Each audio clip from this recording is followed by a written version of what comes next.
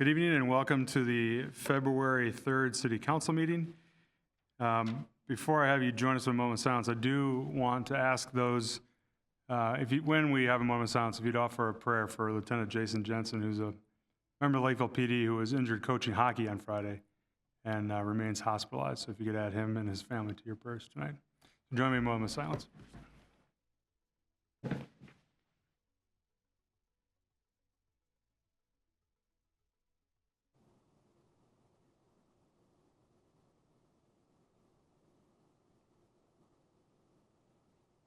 Pledge allegiance to the flag of the United States of America and to the republic for which it stands, one nation, under God, indivisible, with liberty and justice for all. Okay, Ms. Orlovsky, roll call, please. Michelle Volk. Here. Luke Collier. Here. John Bermel. Here. Dan Wolter. Here. Joshua Lee. Here. Okay. We'll now move on to item number 3, citizens' comments. This is an opportunity for anybody to address the council for up to 3 minutes. Okay. Moving on, any additional agenda information, Mr. Miller? Nothing tonight, Mayor. Okay.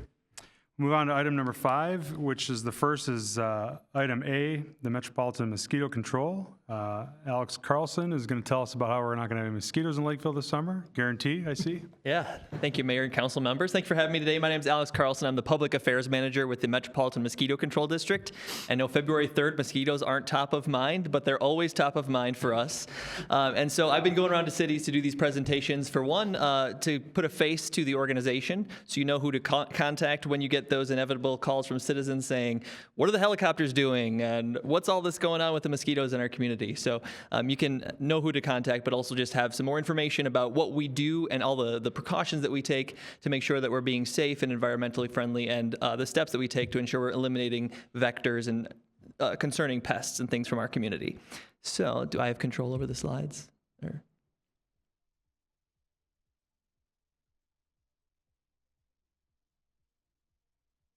Oh, there we go. That worked.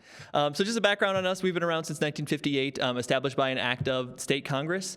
We serve the 7 counties in the metro area, and our governance is the county commissioner. So we work with the Dakota County commissioners, and they serve on our board, and they determine our budget and our operations and things like that. We're funded by property taxes from residents. So the median home in the Twin Cities pays about $10.87 per year for mosquito control. So we think that's a pretty good deal with all the services that we provide, which are comprehensive mosquito control.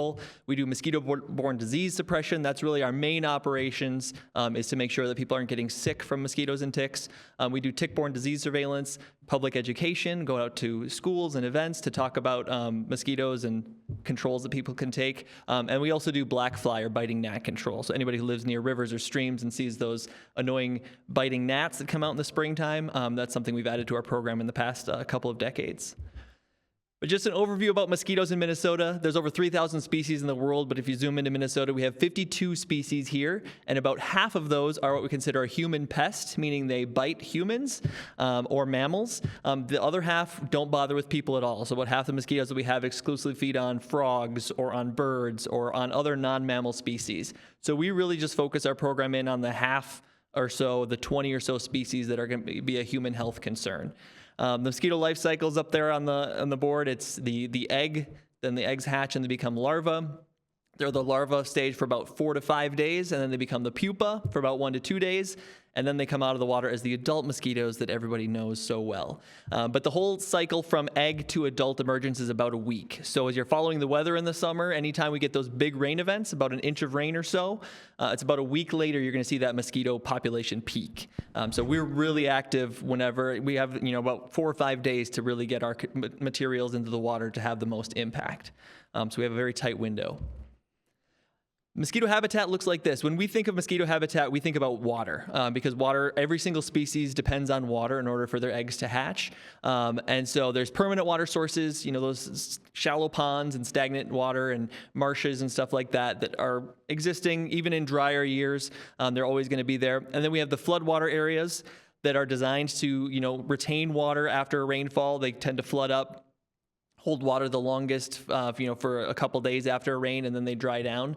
And then man-made habitats. This is a big part of our public education is anything that can hold standing water can become mosquito habitat. So removing waste tires, removing buckets or anything that's sitting in your yard that can hold some water, clearing your gutters, filling tree holes, anything that can hold water can become mosquito habitat. We found it in bottle caps. We found mosquito larvae. So that's just a big thing that people can do because we can't be in everybody's backyard. So anything that people can do to not leave that kid's pool holding water for more than a couple of days really helps us out.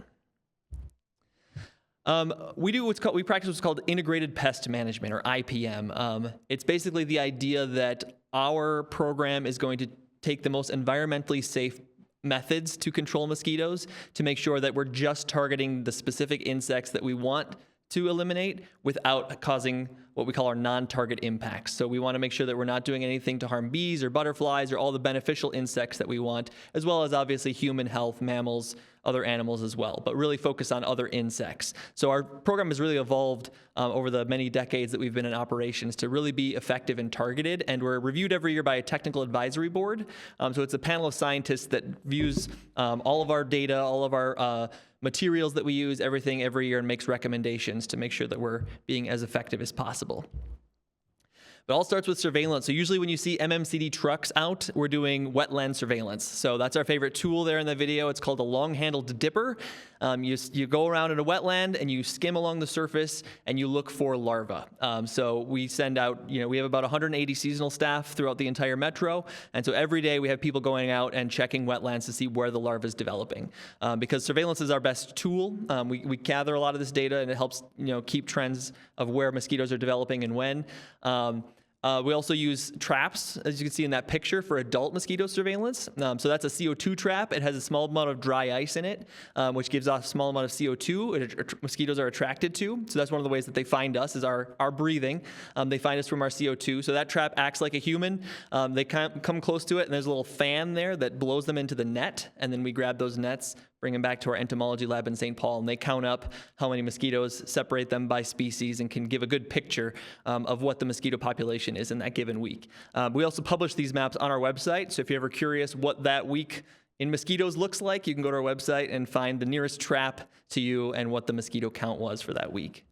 We also do, because traps aren't the only way to collect mosquitoes, we also do some human collections, which is one of the fun things I get to do every summer. Every Monday night in the summer, I get to stand in my front yard and wait for the mosquitoes to come to me, and then I have a little net, and I collect them for about 2 minutes, and then I wrap them up, put them in my freezer, and then the next morning I bring them to the lab. So it's just another way that we gather data. And then we have a full-service entomology lab in St. Paul. So we have 3 full-time entomologists. Do I need to hit ignore?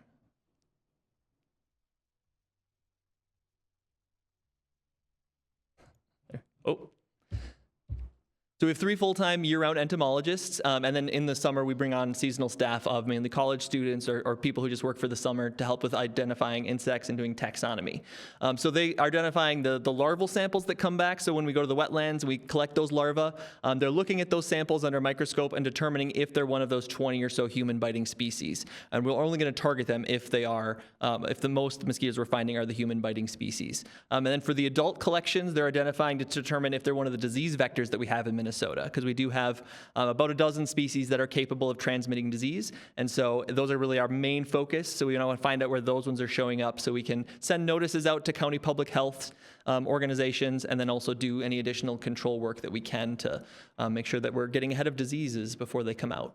And then we are able to test some species on site. So some species, we actually have a vector ecologist who can test mosquitoes on site for West Nile virus. So we usually are well ahead of disease outbreaks because we've identified mosquito samples that are carrying the disease before they get out in the community or before they get too active. When it comes to controlling, I mentioned our helicopters, but that's one of the big ways that people know us. The way that we're able to do wide spread control is through helicopter treatments in large wetlands. So we mainly consider ourselves a larval control agency. You can see in that table there, we do significantly more acres of larval control than we do adult control. So larval control is controlling them when they're in the water. So last year, actually this is from 2023, we did about 144,000 acres of larval control, significantly more in 2024 because it was a lot more rainy, and I'll talk about that in a second. We do some adult control mainly to mitigate disease potentials. So if we find like a big pocket of West Nile positive mosquitoes, that's when we'll respond with some adult control. And this is what it looks like when we're doing larval control. We apply it via helicopter, on the ground with a backpack. We have started using drones. So, and we actually, our Rosemount facility, which is the one that serves Lakeville, just got their first drone this year. So residents might start seeing drones over some wetlands this coming year, where they haven't in the past. But anything that we're doing to apply materials, it's those dry granules that are pictured there.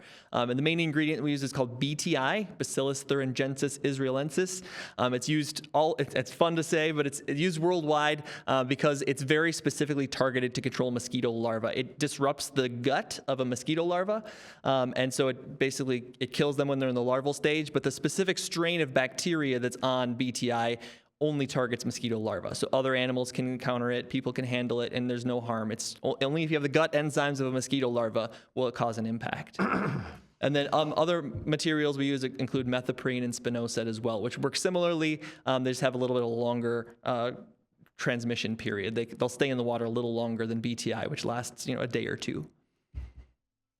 Mosquito-borne diseases, I've mentioned West Nile. That's the most common disease that we have, but we also have Jamestown Canyon, lacrosse encephalitis, triple E, eastern equine encephalitis, and dog heartworm. Good reminder that mosquitoes don't just cause those itchy bites, they can also cause illness. And so that's another reason for people to take precautions. It's one of our big missions is during drier years, because some of the mosquitoes that are the most harmful actually thrive in hot, dry conditions. So sometimes when there's not a lot of nuisance mosquitoes out, there still could be mosquitoes out that can cause diseases. So it's still important for people to put on the bug spray and take those precautions, even when there's not a lot of rain. Looking back at last season, so we had a lot of rain last season, above average rainfall, but we didn't have as many mosquitoes as we would have predicted. And part of that is because we came off of 3 consecutive years of drought. So the previous 3 years, the mosquito populations had really dwindled. And so even though we did get a lot of rain last summer, we stayed below the 10-year average for most of the year. Our main nuisance mosquitoes, which are the Aedes vexans and the cattail mosquito, or the Cocolatidia perturbans, they just weren't as present as they normally are. Last year, you probably all remember last winter, the winter that wasn't, we actually found our first deer tick February 5th. So, 2 days from now, last year is when we found our first deer tick. And then our first mosquito larva at the end of February 26th. I don't think that's going to happen this year. The forecast is saying it's going to stay cold for a while. So it's going to be more towards, April before we find our first. Yeah. What's the y-axis on this chart? That is the number of the average number of mosquitoes per trap per week. So we set out, so this covers the whole metro. So this isn't location specific. So we set out about 150 traps every week.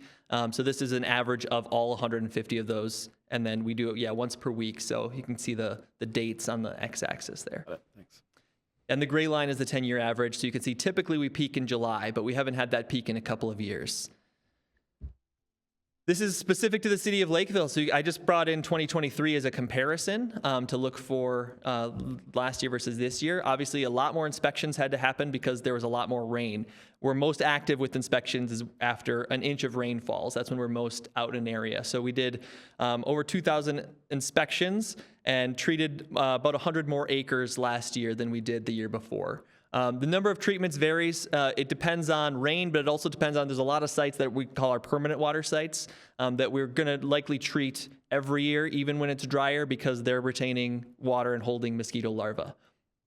What's a typical resident call? What do they call about? That's a good question. So it's 95% of our calls are for what we call our annoyance calls. So people just saying mosquitoes are bad, come and help. Another reason people could call is for disease concerns. Our second biggest call that we get is for tire collections. So that's one thing I think I have another slide to mention, but we do have a free tire recycling program. So people can call us and we will come to their residence and pick up tires that are off the rims for free, up to about 40 per resident. So it's just a good thing for people to know that we offer as a service, because tires are a big mosquito habitat. So we also work with cities. If cities do their own collection days where they're already collecting tires, we can work with you and we'll come pick them up once you've collected them. So something just to consider. But yeah, by far the most calls we get are for annoyance, for just general mosquito population or high tick or high black fly populations. And then you can just see some of the other numbers here. We did have to do more adult treatments last year just because there were more mosquitoes in general and more disease-carrying mosquitoes. We did remove fewer tires last year, but we typically, it depends on the year. Sometimes it's over 100, sometimes it's not as much. And then I just put on, we do events, so we do public events, and we did the Lakeville Earth Day celebration and watershed cleanup. We had a table out there providing tick information as well as some just general mosquito information. And we'll also be at that again this year, hopefully, and at the Dakota County Fair as well.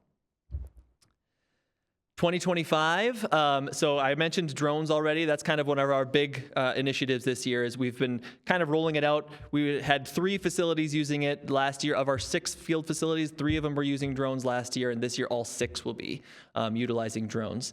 Basically, they're a very safe, effective way to treat kind of those medium-sized wetlands.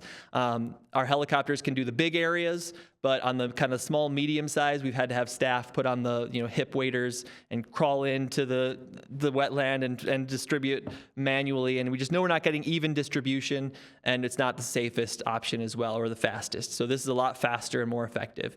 We go through the FAA, make sure our pilots are completely have all the certifications and everything. So it's an exciting new growth for our program. The big question we always get this time of year is, are mosquitoes going to be bad this year? And it's too early to know for sure what the prediction is going to be. So a couple things we look at is the long-term precipitation outlook, which we're kind of sandwiched in between a dry area and a wet area. So I don't know if we're going to be more on the wet side or the dry side. They don't know yet. But the one thing that will be different this year that we can predict with some accuracy is the July surge. So I mentioned cattail mosquitoes. They're a very unique species that they actually hatch the year before in the fall. They overwinter as larvae. So they're out under the ice right now waiting for the snow to melt and the thaw to come so that they can emerge. And they usually peak around the beginning of July. They come out once per year. Usually the end of June is when they come out. Peak at the beginning of July, and then they die off, they lay their eggs, and the cycle starts all over again. So based on last year's surveillance data and last year's precipitation, our model that our lab put together says that this year is going to be a bad year for cattail mosquitoes. We're going to see a big surge this year compared to the past 3 years that have been very low. So unfortunately, that's the one bit of bad news I have to offer. But hopefully, I will be able to get ahead of them as much as we can and reduce their numbers, especially in the more populated areas. I'd like to share resources for residents. Our website has a ton of good information. People can, there's the maps that I mentioned. We put out maps with our trap numbers. We have an interactive map that's just really fun to play with. People can type in their address and see all the wetlands that have been holding mosquitoes for the past, I think it goes back about 20 years. So they can click around and see what mosquito species were found, what treatments were done, what material was used. A lot of people may not realize, you've got the pond down at the end of your road has been holding mosquitoes, and we've been treating it for 20 some years. So good tool for people to know is there. That's what they look like. So you can click on, and I think I took a screenshot of Lakeville for this one too. So you can click on anything that's outlined in orange there, and a little window will pop up, and you can click site info and get more details. And it's also interesting to know because a lot of people think, my pond must be where all the mosquitoes are coming from, but not every pond produces mosquitoes. So you might find out your pond, it's been checked, but there's been no mosquitoes, and that little roadside ditch that you didn't think nothing about has been holding lots and lots of mosquitoes. So it's kind of an interesting way to find out where the mosquitoes are coming from. People can sign up for email alerts. So if you want to know when we're going to be in your neighborhood, we send out alerts usually about 24 hours in advance if we have planned treatments for adult control. And then if we're going to be doing helicopter activity, we usually send it out about a week in advance if we have a good idea. Helicopters are hard to pinpoint exactly when we'll be in an area. So we just kind of give a general notice that helicopters will be up that week. And then outreach. We do public education. We're out in parades. There's our mascot. Her name is Victoria. So you might see her at parades and stuff in the community. We do county fairs. We do city events. But education is an important part of our IPM plan because, like I said, we can't be in everybody's backyard. So if everybody just knows to look out for that standing water, it's going to make the whole community a lot safer, a lot healthier. So anything we can do to get that information out there is good. And with that, I will open up for any further questions. Great, thank you. So what is the best way to deter mosquito bites other than bug spray? Bug spray is the gold standard. Okay. But then we say long, light, loose. So long sleeves, light colors, loose fitting. They're not attracted to light colors as much as they are to bright or dark colors. So what you wear can help. Avoiding their peak activity periods. They actually tend to slow down their activity the later it gets in the evening. So if you go in during sunset and stay in for about an hour and then come back out, you're going to encounter fewer mosquitoes than right at sunset. But bug spray really does work, so we recommend it. We can't buy a bunch of those traps and just hang them all around my deck. So people ask us about the traps, but they actually do attract mosquitoes. So you might actually create a bigger problem that way, unless you put it really far away from your house. So traps are usually not the best way. Repellents are what you want to go for. Good. Any other questions? Just repellent-wise, do you have any knowledge about permethrin? Yes. So yeah. how, can you tell us about that and how Yeah. effective that is? Permethrin is very effective. It's actually not considered a repellent. It's considered an insecticide, so it'll keep all insects off of you. So I recommend it for people who are big hikers or campers and going to be like in the deep woods. Spray it on your pants, on your shoes, on your gear. It'll keep mosquitoes and ticks off. So it's very safe and it's really effective. And it lasts through, depending on the product, it usually lasts through 3 or 4 cycles of laundry. So if you've got your hiking pants that you always use, dose them in permethrin at the beginning of the summer, and it'll take care of you for a while. Awesome. Thank you. Thank you. Appreciate it. Yeah, thank you Thanks for having coming me. in. Yep. All right, now we'll move on to our police department quarterly update, and we'll turn it over to our police chief, Brad Paulson. Good evening, Mayor and Council. We appreciate the kind words of support and prayers tonight for Lieutenant Jensen. We're all rallying behind him, so he needs it right now, so appreciate that. Our fourth quarter report for 2024, as we always do, we start with our mission statement. The Lakeville Police Department exists to ensure an excellent quality of life in Lakeville by serving and protecting in a professional and innovative way. So a few hires in quarter four in the police officer position. We'll get them in for some in-person introductions down the road here, but just a quick snippet on each of them. Adam Peterson comes to us with about 10 years of experience with the Carver County Sheriff's Office. In the middle there, Josh Wickner. He was out at Mystic Lake Casino for about 12 years in the training and security, and supervised that unit for a number of years, and also has spent time supervising training at the Mall of America. So good experience to bring to our community. And on the far right is Brandon McCarthy, who spent about 4 years with the Faribault Police Department. So all three started in October, November. Adam just finished up his field training and is on his own. The other two are well on their way. So good to have all three of them on board. In December, Sergeant Thor Howe graduated from the Northwestern University School of Police Staff and Command. This is a great opportunity for people in our organization that we've taken advantage of in the last several years. That's Northwestern University out of Evanston, Illinois, but Egan has hosted this class the last number of years, so it's really convenient for us to have someone that can make the drive up there. It is 10 weeks long, Monday through Friday, so it's a fair commitment and a great leadership program.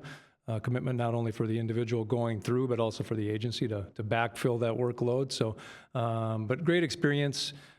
Each person graduating from that kind of has a capstone project, and Sergeant Howe worked in professional development and has some really good things to bring back to RPD, and was recently named as one of our new lieutenant promotions. He'll officially start here in April, but putting his schooling to good work right away. Update on our cadet grant through the state's Department of Public Safety. So our first run at this, Cadet Nick Naveau started schooling last fall. He'll be wrapping up here in the next couple of months and then moving into field training with our department. So it's been kind of fun to see him work through the process, as it's been new to us. We've been trying to keep him in the loop with some ride-alongs and getting him in during some off-school time to stay connected with the agency. We're excited to get him into training more in our building here in the next couple of months. And then in the end of February, we start 2 new ones. They'll be starting school at the end of February. So we get $50,000 in grant money for each of those, so $100,000 total there. That goes to help assist with their salary while they're attending, and also their tuition to finish up the schooling up at Hennepin County Technical College. Another grant, a little smaller scale, but impactful nonetheless. We got a grant for $2,500 from the Minnesota Chiefs of Police Foundation for some community support, or community partnership initiatives. So Our support services liaison position, Officer Natalie Anderson is the one who goes out with our crisis response workers, social service workers. She had asked for some supplies to hand out to both people in crisis, some activity things, as well as extended family members that may be children and family members that are kind of buying some time while she's out there. So she'll be able to purchase a lot of that stuff that just helps to kind of ease that transition, has some things for them to do and some things to pass out on those visits. October 26th was National Prescription Drug Take Back Day. So just a little highlight there on our prescription drug drop box, which is right out in front of our police department. It's open 24 hours a day, easy to access, and it's busy. So as you can see there, in 2024, we collected 187 boxes. They're banker-style boxes, so if you can picture that size, which equates to just over 2,300 pounds of drugs. So it's a good outlet for people to just get rid of some of those unused narcotics that we don't want to end up in the wrong hands. Some community engagement events and initiatives that we tackled in the fourth quarter of 2024. I won't list all of them highlighted there on the bullet points, but I can talk about a few. Pictured in the upper left there is Officers Engel and King at the Lakeville Lions Health Fair. Somehow they ended up with a couple of ponies that were dressed up. I don't know the whole story there, but you can see them trying to hold back their laughter. A good photo that we'll use for years to come in a number of ways, I'm sure. And then on the right and down below there is Coffee with a Cop. Those are a couple of our senior living facilities. Between our seniors and our youth in schools, I think probably our most warm and welcoming audiences. We love connecting with those folks. They have great questions.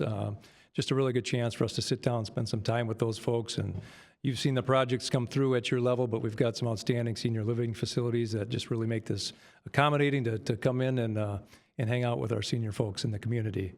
And on the lower left, there are cops and coats. In November, we collected, not by design, but we did get just over 360 coats to donate to 360 communities. So a lot of new and gently used coats that we got them in time for some colder weather. And then in December, with the pairing up with the Lakeville Public Safety Foundation, Shop with a Hero, which takes place at our Target here in Lakeville. We join up with the Lakeville Fire Department. This is really a big event and a fun event for our staff, where kids names are submitted mostly through our school resource officers, families that are in need. We pair up those kids with a first responder or two. They come ready to shop with a list for mom, dad, siblings, grandparents, and really that's the focus, is to help them shop for someone in their lives that they might not have an opportunity to do so. Really nice opportunity for us to connect. The Public Safety Foundation does a ton of work to coordinate the logistical part, and of course there's donors out there that really fund the gift buying. So, and then Santa in Blue is a little bit smaller scale and lower key event. Takes place down at the Heritage Center. These are kids that our staff have contact with throughout the year during a time of need or a critical incident, that officers nominate those names. Detective Kelly Coughlin then kind of coordinates all of that, and we do a nice event down at the Heritage Center where we bring those kids and their families in and pass along some gifts and spend time with those kids as well. So a couple of big ones over the holidays that help brighten their lives just a little bit. A few training and development bullet points there. I'll highlight a couple up in October. Our defensive tactics instructors attended a vehicle extraction course, which they'll then teach our staff. If you think of traffic stop, someone that refuses to exit the vehicle, there is tactics and strategy to get people safely out of the vehicle, not only to keep the subject safe that's in the driver's seat, but also our staff safe when someone's in a motor vehicle that can cause some damage. So I think one of the underlooked areas that people don't understand, we train in some of those specialized situations.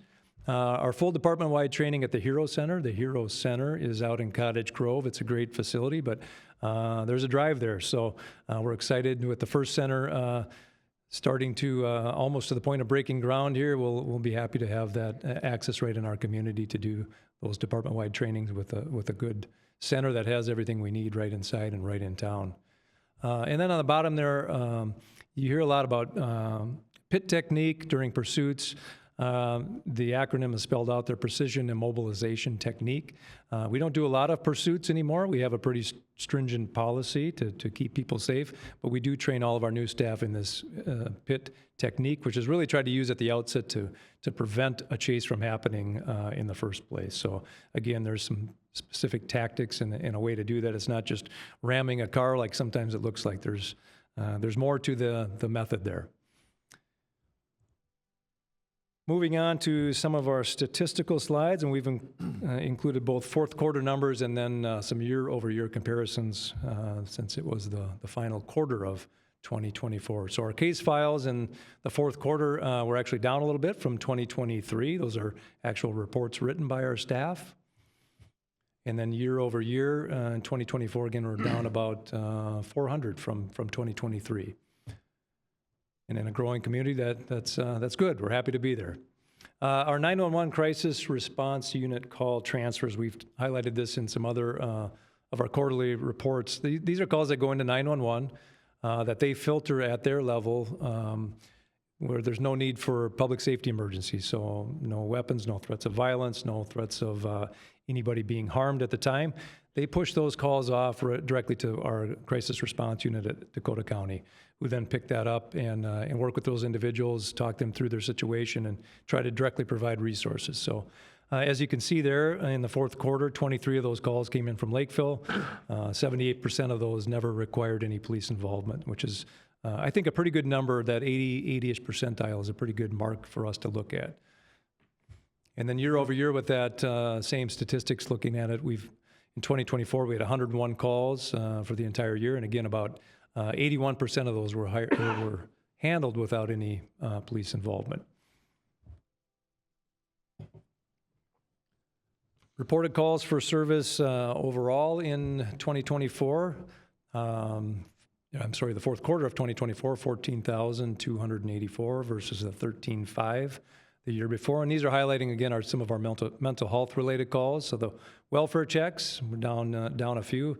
Crisis calls were up a little bit in the fourth quarter by about 17. And then the year as a whole, 2024, our welfare checks were down a little bit. Crisis mental health calls stayed pretty steady. We look at these for a few different reasons. Number one, we receive a lot of these calls, but number two, we've invested pretty heavily in trying to minimize some of these, and it gets a little challenging to fully understand the impact, especially when we are growing as a community in general. So call numbers typically grow with more people in population, but holding steady is probably a good place for us to be, and we really look at those numbers to try to determine the impacts that we're making with our embedded resources and our support services folks that are working on these calls day after day. And then more on a traffic-related snapshot here. Traffic stops were down in 2024 versus 2023 in the fourth quarter. Traffic stop numbers are impacted by a lot of things. Really, it's an ancillary role for our staff. We do have one dedicated traffic car, but calls for service impact this a lot. If officers are tied up on calls, they don't have as much time to stop cars. Sometimes that can be an impact. Weather can be an impact on those things as well. So. Property damage accidents were up a little bit in the fourth quarter, and personal injury down by just a handful. And then for the entire year, traffic stops down just a little bit, property damage crashes up, and personal injuries crashes down actually by about 20%, which is a good number. Again, probably a variety of factors that go into reduction in injury crashes, vehicle design, roadway design and engineering, traffic enforcement, weather conditions, but one easy look is roundabouts. We see a lot more of those these days. Those can sometimes increase the number of crashes, especially at the outset as people get used to those, but they definitely significantly reduce the number of injury crashes, which is good to see. And then looking at our total calls by jurisdiction in the fourth quarter compared to some of our neighboring agencies, you can see there we're about just shy of 12,000. And then for the entire year, second to Egan by about 2,000 calls behind them.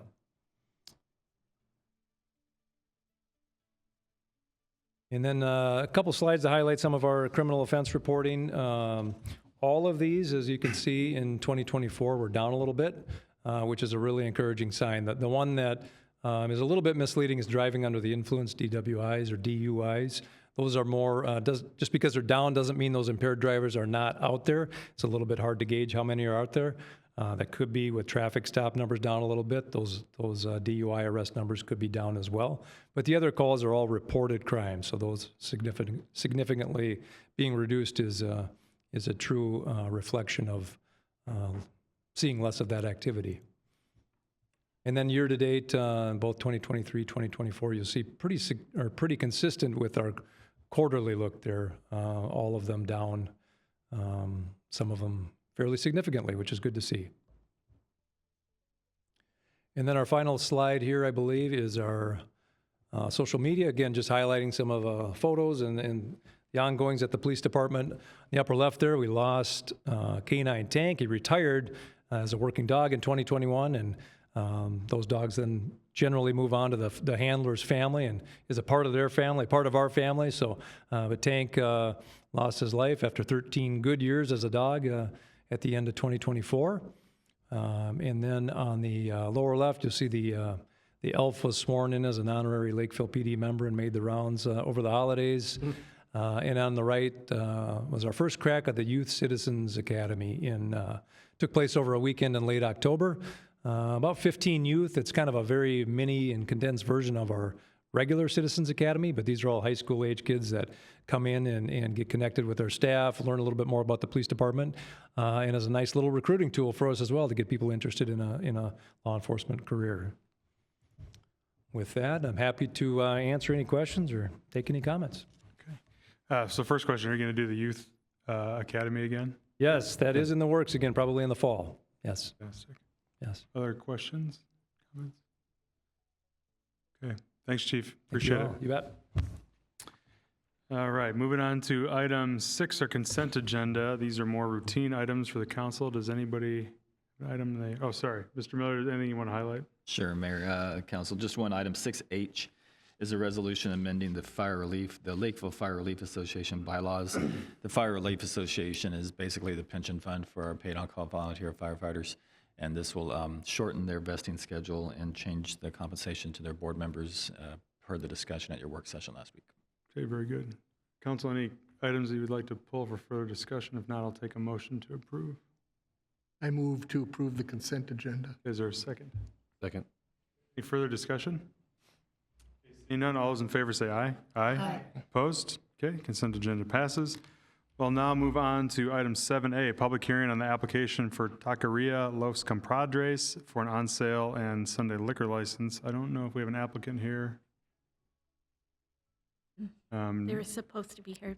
Okay, do we have any staff report, or we'll I just think open the it's public fine hearing? to go ahead. The background check was conducted and everything was fine. Okay. To go forward, so. So this is a public hearing. I'll open the public hearing. Is there any? Seeing none, I'll take a motion to close the public hearing. So moved. Is there a second? All those in favor say aye. Aye. Opposed? Okay, with that, I don't have any discussion. I believe this is a mixed stop business, correct? Okay. Yeah. Any discussion about the license, or would anybody like to make a motion? John? I move to grant an on-sale and Sunday liquor license for Taqueria Los Compadres located at 11276 210th Street West, Unit 102. Second. Okay, any further discussion? Seeing none, roll call, please. Volk. Aye. Hellier. Aye. Bermel. Aye. Walter. Aye. Lee. All right, if you're watching home, good luck.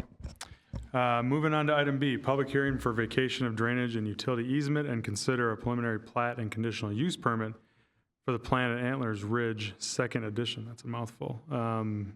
Willenbring, are you going to give us an update? Okay. Hi, I'm Dale Willenbring. Address is 1536 Beachcomber Boulevard in Waconia, Minnesota. I'm the owner of Tamarack Land Development. We're here to seek a preliminary plat approval for the second phase of our project at Antlers Ridge, which is over by Merrick's Towing. And I'm here to answer any questions you may have.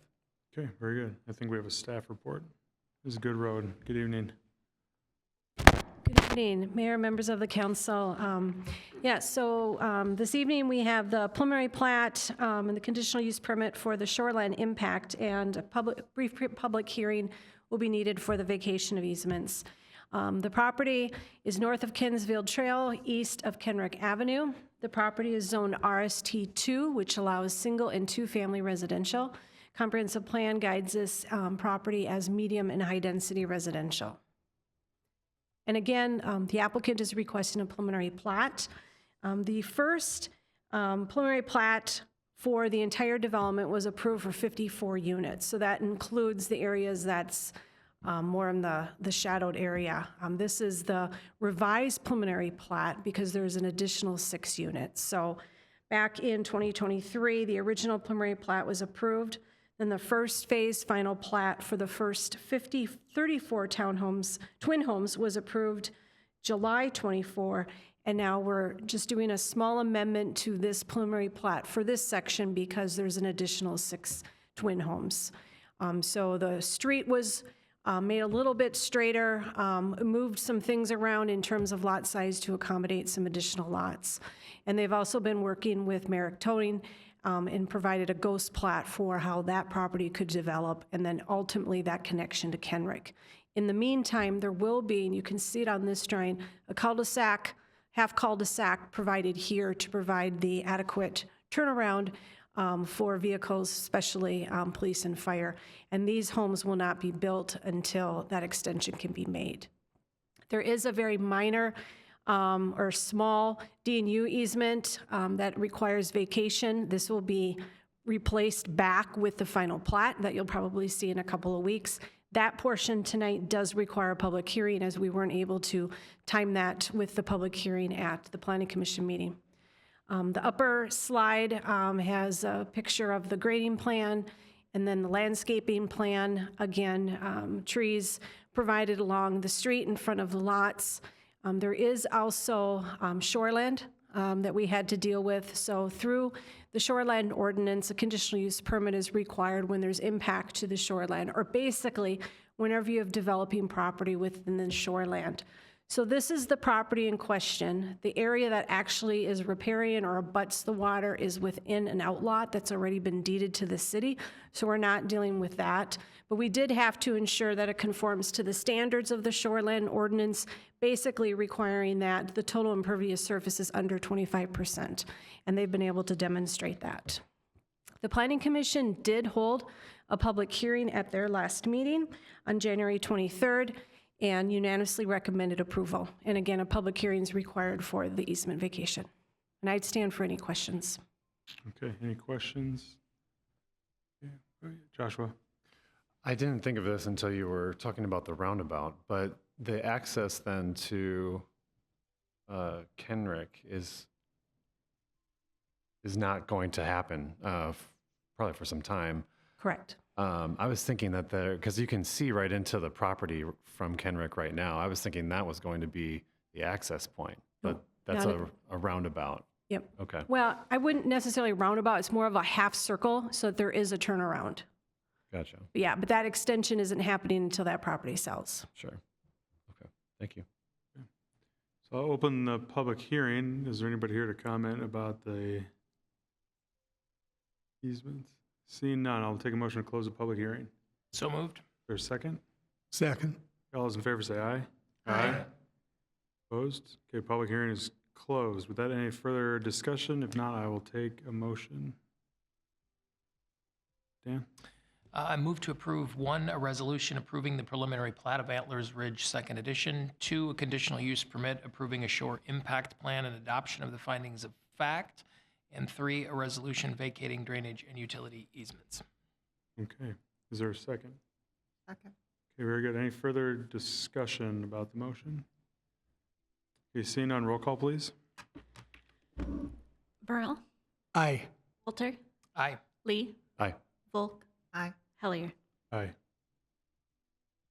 Passes 5-0. Congratulations. I'm sure this is long overdue for you. I know this has been a kind of a stalled project. So, yeah, good luck. Moving on to unfinished and new business. Seeing none. Announcements. The next regular city council meeting is Tuesday, February 18th here. That's because of President's Day. The next work session is Monday, February 24th here at City Hall. This Saturday is the ice fishing kids contest at Casperson Park at 11 a.m. And February 15th is Ritterfest at Ritter Park. And with that, I'll take a motion to adjourn. So moved. Is there a second? All those in favor say aye. Aye. Opposed? We're adjourned.